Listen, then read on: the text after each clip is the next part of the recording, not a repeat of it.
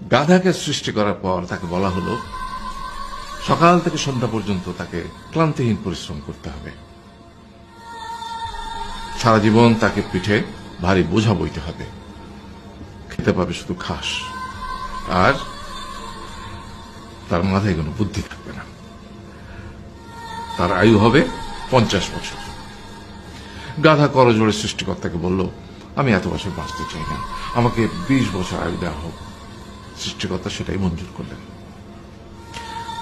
কুকুরকে যখন সৃষ্টি করা হলো তখন তাকে বলা হলো যে সে হবে মানুষের সবচেয়ে বড় বন্ধু, কিন্তু সে খাবে মানুষের উচ্ছিষ্ট, এবং তার আয়ু হবে 30 বছর। কুকুর সৃষ্টিকর্তাকে বলল, আমি এত বছর বাঁচতে চাই না, আমাকে 15 বছর আয়ু দেওয়া হোক।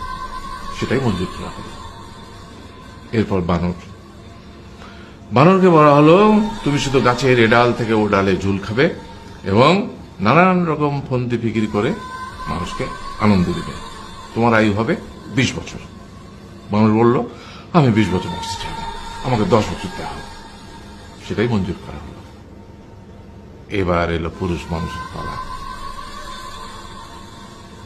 তাকে বলা হলো যে তুমি হলে প্রাণীগুলোর মধ্যে সবচেয়ে বিচক্ষণ এবং বুদ্ধিমান, সেই জন্য তোমাকে প্রাণীদের শিরোমণি করা হলো এবং তোমার আয়ু হবে 20 বছর। তখন পুরুষ মানুষ বলল, করজোড়ে বলল সৃষ্টিকর্তাকে যে 20 বছর আয়ু অত্যন্ত কম, হে প্রভু, আমাকে ওই গাধার সে যে 30 বছর আয়ু চায়নি সেটা আমাকে দেয়া হোক, ওই যে কুকুর 15 বছর ফিরিয়ে দিয়েছিল সেটাও আমাকে দেয়া হোক, আর যে বানর 10 বছর নেয়নি সেটা আমাকে দেয়া হোক। 20 বছর অত্যন্ত কম, আমি দীর্ঘদিন বাঁচতে চাই। সৃষ্টিকর্তা সেটাও মঞ্জুর করলেন। তারপর কি হলো?